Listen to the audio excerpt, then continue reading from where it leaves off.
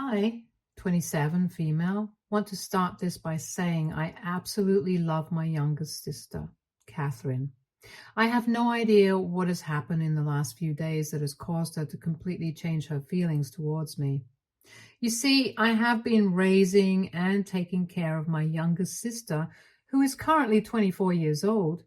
Ever since our parents passed away, I was just 19 years old and Catherine was 16 years old when our parents met with a car accident while driving back from church. We were heartbroken, to say the least. Not just because we had lost them, but also because the last time we spoke to our parents, we were all fighting. Our parents were extremely controlling since the time we were born, and being the eldest child, I was literally their scapegoat for everything. I was not allowed to wear certain colorful clothes or go out with open hair, as my mother felt that it would attract boys. She would tell me how I needed to act like a girl all the time and would teach me things like to cross my legs while sitting and to not drink water directly from a bottle. I know how ridiculous this sounds, but believe me, this is what my mother was like. She would strictly check my appearance every time I had to step out of the house and would smack my hand with a ruler if I was not abiding by her rules. I remember once at a school fair, I wanted to wear a skirt just like all my friends had decided. I knew my mother would say no, so I decided to sneak my skirt into my backpack so I could later change in my school washroom and take pictures with my friends. Well, it turns out it was a huge mistake. Someone's parents, who also belonged to the church, spotted the four of us wearing skirts and complained about it to our parents. Suffice it to say, my parents were furious.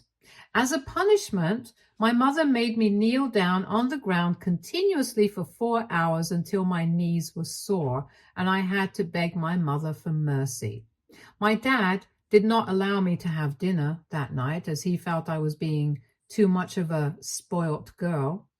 He told me that I was not allowed to be friends with those girls and that he would take away my bedroom door if I continued talking to those girls. I remember crying a lot in bed that night and wishing I had better parents. As you can imagine, because of this incident, I was so traumatized that I decided to stop being friends with those girls. I didn't want any trouble. I was afraid of making new friends and I didn't want to get in trouble later. My parents were also extremely obsessed with my grades. My mother would wake me up every morning at 5 so I could study before going to school. She would sit and knit while I would try to memorize the chapters for the day. Sometimes she would quiz me from the book, and if I wasn't able to memorize, then she would slap me or threaten to not give me breakfast. This is why all throughout my high school, I had the perfect grade, so my parents could then brag about it to their church friends. Things got even worse once Catherine was born. While I was treated poorly, my sister got the best from our parents. I don't know if it was because they were tired of monitoring me and cared less about her, or if they just liked torturing me specifically, but my parents were very different around Catherine. While I was beaten up for small things, they never raised a hand on her. At first, it became clearer. You see, my sister looks exactly like my mother. The same blonde hair, blue eyes, thin lips. My mother would always point out her features and tell everyone how beautiful her second child was. On the other hand, my mother would judge my weight and monitor it. During high school, when I started putting on a bit of weight because I was depressed and I had literally nobody to talk to, my mother would poke and pinch my belly to get a reaction out of me. She would taunt me that I was too big and that when she was my age, she was the skinniest in her class, so I needed to lose weight too. Her words still haunt me to this day because I cannot imagine how my own mother could have talked to me that way. As a result, I was not allowed to eat certain food items after that, and she would cook my food without oil and salt in order for me to lose weight. The food tasted bland and was literally so bad, however, I could not even complain about it. However, Catherine had no such restrictions. Whenever anybody pointed out to my mother that I was intelligent and that I would go to great heights, she would find a way to bring the conversation to Catherine and would tell the person how her second child is so gorgeous and reminds her so much of herself on account of her beauty. This became a usual thing for her, and it made me feel really bad for my looks and weight as a child. Can you imagine how it feels to hear your parents constantly compliment one child just because they look similar to them, while I was made fun of for my weight? My mother would remind me every day that I needed to look presentable and beautiful if I ever wanted a husband in the future. Otherwise, I would remain an embarrassing spinster for life. When I was in 8th grade and my sister was in 5th grade, my mother started trying to convince Catherine to take part in a children's beauty contest. Now, Catherine has never been a confident child, hence she was understandably apprehensive about walking and talking in front of an audience. She tried to refuse, but Mother was adamant. She assured Catherine that it was going to be fun. Turns out that Catherine won the contest, and I think this was the day that changed all our lives, perhaps for the worse. After this, my mother became obsessed with Catherine and would force her to take part in multiple beauty contests in a year. My dad would support this idea as well because they were winning cash prizes, which he loved. Catherine would sometimes tell me how scary and uncomfortable she felt during these contests, since there were a lot of grown men who would stand around the stage and ogle at them. Apparently, a few of those men would even approach our mother and encourage her to bring Catherine to various auditions, which my younger sister was not at all comfortable with. Clearly, this was all my mother's dreams, and she was trying to live vicariously through her daughter. I felt so bad for Catherine that I tried talking to my mother about it, but as usual, I was dismissed before I could even finish my point. My mother taunted me that I was just being jealous of my younger sister since I was not beautiful like her. One day when I came back home from school, I found Catherine crying in our bedroom. Our dad was at work and our mother was out for groceries. She looked terribly upset, which made me concerned, so I asked her if something had happened to her. This is when Catherine starts recounting how a man she had seen previously in one of her beauty contests had been apparently stalking her at school. I was shocked when I heard her recount how the man had tried to approach her through our school fence and told her that he had always wanted to talk to her.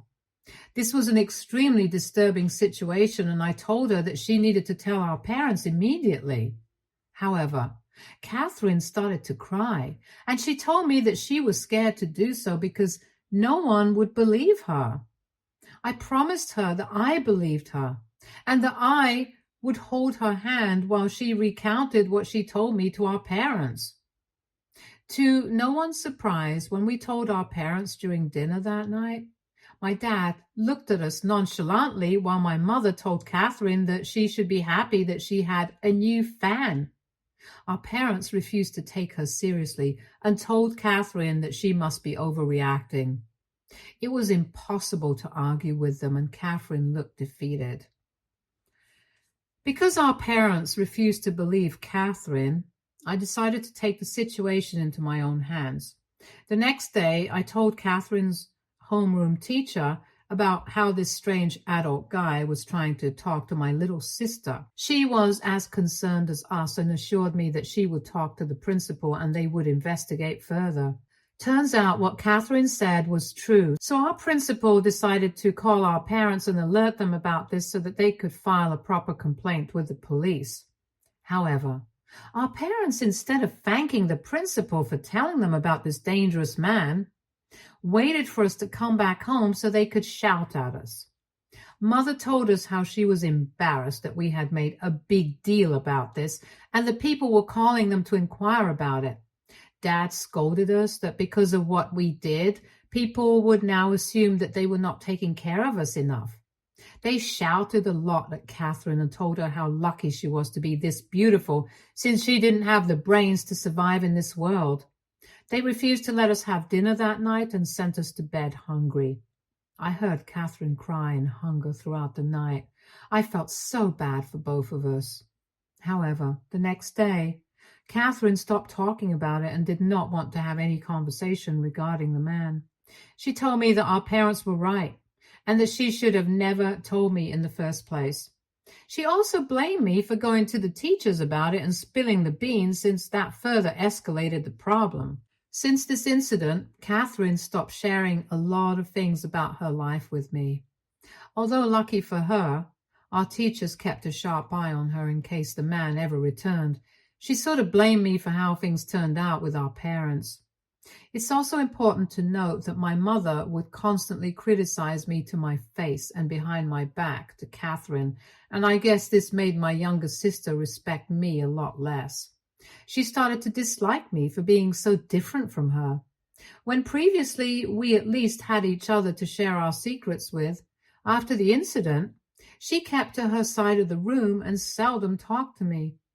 Catherine went on to win more and more awards and made my parents very happy. She would closely monitor her food intake to make sure that she was not gaining weight, and would judge me if I ever had a pizza or burger. As you can imagine, we did not remain close, as I grew tired of her talking and behaving like our mother. She would even taunt me, just like our mother, to lose weight, even though I was never overweight to begin with. But in their minds, they expected women to look a certain way and hated me for looking different. When I started wearing glasses, she would sometimes tease me about how embarrassing it was for her to have an older sister who looked like me, and that her classmates would tease her about it. As much as I felt bad for myself, I felt bad for her too, for turning into our mother. When I graduated high school, I could not wait to leave my house and finally be free at college. But it turns out my parents did not want me to pursue higher education.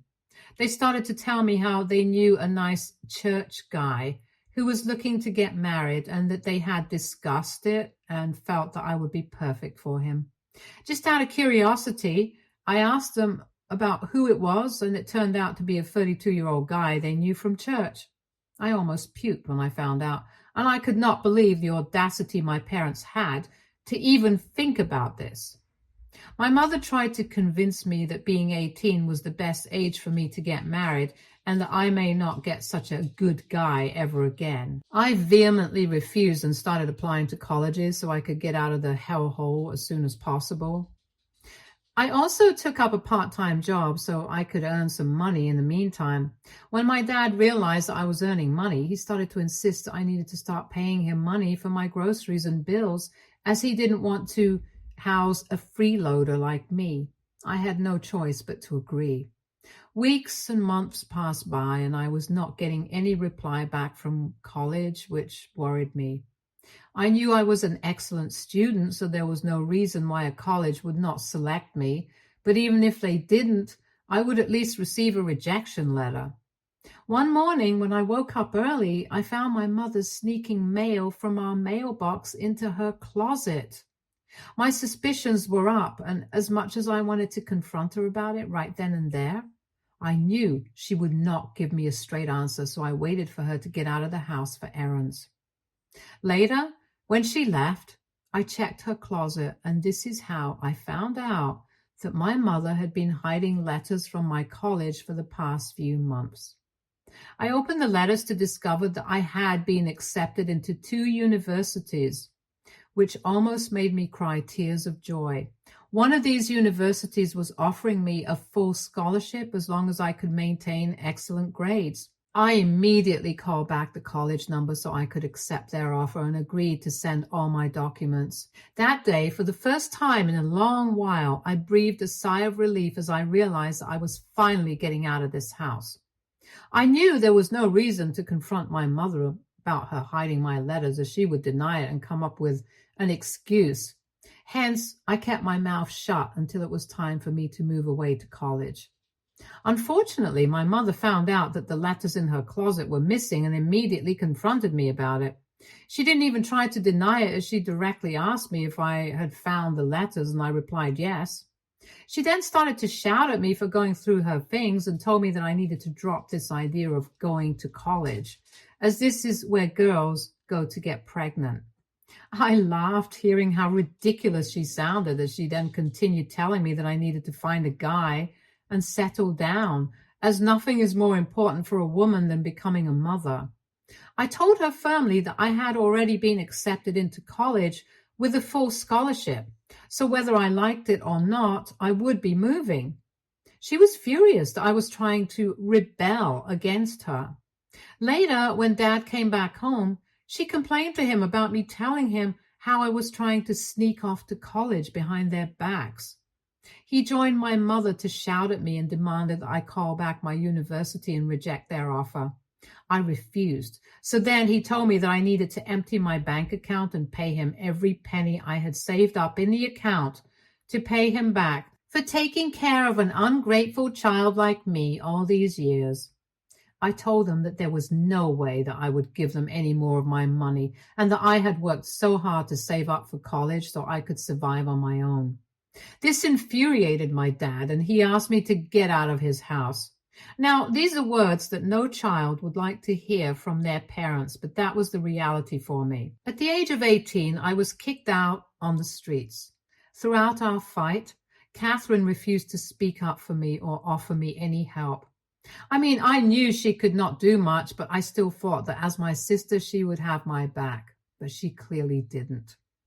As a homeless person, I decided to reach out to my pastor for help. He was surprised to hear that my parents had thrown me out and immediately helped me get in touch with a local shelter. The shelter provided me with a temporary place to stay and connected me with resources to help me out. And despite how tough this was, I was still happy because I knew that this was just a temporary thing until I could go away to college. I continued to work and save as much money as I could throughout this time. My situation did not go unnoticed, and many people from our community reached out to our parents to shame them. My pastor gave them a stern talk about how terrible they were as parents. I guess this is why my parents must have started to feel guilty, because they tried to get in touch with me and asked me to come back home. Dad told me that I would have to pay a small rent fee to him, but otherwise he was fine with me moving back home with him. I refused and told him that I would rather sleep in this shelter or on the streets than ever share a roof with him and Mother. I stuck to my words, and in a few months, when I finally went away to college, I knew that our relationship was completely done. And this is why I had not talked to my parents in a year, and Catherine didn't have a phone of her own, as our parents refused to get her one. So I had no way to stay in touch with her. One night, I woke up to several calls from an unknown number. When I picked up, a nurse told me that our parents were in the hospital, and I needed to come down immediately. I asked them if Catherine was okay, and they told me that she wasn't in the car, but that she was badly shaken up. I had to take a bus to go back home, and it took me a few hours to reach the hospital. I guess Catherine was alone during this time, because the moment she saw me, she screamed at me about being late and how selfish I was to not even be by our parents' side as they were dying. I tried to tell her how my college was quite far away and it's not like I could just fly here, but she wasn't ready to listen. Later, when we talked to the doctors, they told us that our parents were in critical condition and there was a high chance they might not recover. Hearing this, Catherine broke down crying while I held her and tried to be strong. I know I didn't have the best relationship with my parents, but I still didn't want them to die. Catherine was clearly a mess, and I did not know how to handle the situation alone. A few days later, our parents passed away in the ICU. All our parents' friends helped us organize the funeral and made sure to support us during this difficult time. After the funeral, our dad's lawyer informed us that he had named Catherine to be the sole inheritor of the house and their bank account. I was not surprised by this, because by then I already knew who the favorite child was. Catherine didn't even blink or question why our parents had left her everything. However, since Catherine was just 16 years old at that time, she could not stay on her own. This was a huge problem, and she got scared that she might be up in an orphanage. We didn't have a lot of close relatives who were ready to take in Catherine, so I decided to step up. And this is why I had to drop out of college in order to take care of my minor child. Looking back, I was a fool to do so. But at that point, as an older sibling, I had no choice. I could not just think about myself. I needed to think about Catherine also. While she continued to study in high school, I decided to get a job so I could earn my own money. Not a lot of companies like to hire an adult without a degree, but lucky for me, some of the people in my community helped me out in getting a job as a secretary. In the beginning, I wasn't earning well, but over the years, my pay has increased significantly. During that time, I spent all my days and nights taking care of my little sister and making sure that she had everything. While she could withdraw some money from our parents' account during an emergency, she still didn't have full access as she was a minor. So whenever she was short of money for school or extra expenses, I bore them without any complaints. After graduating high school, I encouraged Catherine to apply to universities, expecting that she could get a degree, unlike me at least. However, all my dreams were shattered when Catherine informed me a few months ago that she had been secretly dating a guy for the past couple of years and they had decided to get married. I was shocked, to say the least, because I had no idea that my sister, who always looked so innocent, even had a boyfriend to begin with. I was also confused about why she had kept it hidden from me after our parents had passed away. But when I questioned her about it, she told me that she didn't think it was that much of a big deal. She then went on to say, without missing a beat, how she would love for me to organize her wedding since I had such good taste. I was surprised that she wanted me to be involved since she never liked the way I dressed or my hairstyle. However, I thought maybe my sister had grown up and this was a chance for us to bond. Throughout the wedding planning, whenever I would tell Catherine that I wanted to meet the guy, she would come up with an excuse about why I couldn't see him. One time, I put my foot down and demanded that I needed to meet the guy she was about to marry, so she let me talk to him on the phone. He sounded decent, so I knew this was very real and was in fact happening. He told me that they had been in a long-distance relationship for a few years, and that was the reason why I had never found out about it. Catherine and her future husband told me that they were having a wedding in his city, so it would be convenient for his parents, and that he was going to fly us both out there. He assured me that he was grateful for me to plan the wedding for him and organize everything since he didn't want Catherine to worry. I felt this was really sweet of him. Yesterday, in the early morning, I could hear some scuffling as I woke up to check out the noise. I noticed Catherine tiptoeing her way around the house as she got ready. I also noticed that she had her luggage packed. Having just woken up from sleep, I was confused for a moment, so I looked at her curiously. When I asked her about where she was going, she jumped in fright as she had not seen me standing silently in the stairways. I asked her if something had happened, and she turned red in embarrassment as if she was trying to hide something from me. She then looked me straight in the eye and told me that she had hoped I would not have woken up, since it would have made things so much easier. I asked her what she meant, and she went on to tell me that she was leaving. She told me that now that she was getting married, she didn't want to live in this house anymore. My eyes widened in surprise as I searched her face, trying to decipher if she was pranking me or not. I asked her what about her house, and she replied that she had already contacted a real estate agent and given them a copy of her keys so they would be showing it to potential customers. I then asked her what about me, since she was doing all these things without even giving me a heads up or discussing it with me. She shook her head and told me that there was nothing for her to discuss and that she knew I would overreact, which is why she wanted to silently walk away from me.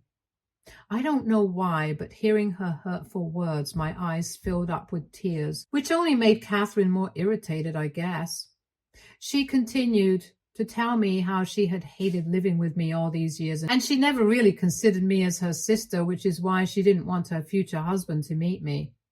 I asked her, what about the wedding? And she laughed, telling me that I was ridiculous for even asking about it because I should know my place and that I was just an unwanted trash in her life. She then informed me that her cab was waiting outside to take her to the airport, so she didn't have time to answer any of my questions. Before closing the door, she told me not to ever contact her again and that I should move out as soon as possible so that the house could be sold in time. After she left, I remember sitting down on the floor and just taking it all in. For a moment, I felt like I was in a bad dream, but this very much seemed real. I started to cry as my heart broke, knowing that my sister, the only family I had left, hated me as much as to discard me now that she was clearly done using me. I had given up my scholarship, degree, and dreams to take care of her, and she had tossed me aside like I meant nothing. In a fit of anger, I decided to call the wedding florist and singer to cancel their appointments. I had been paying for them as a gift to my dear sister, but now that I knew I wasn't invited, I felt no obligation to continue.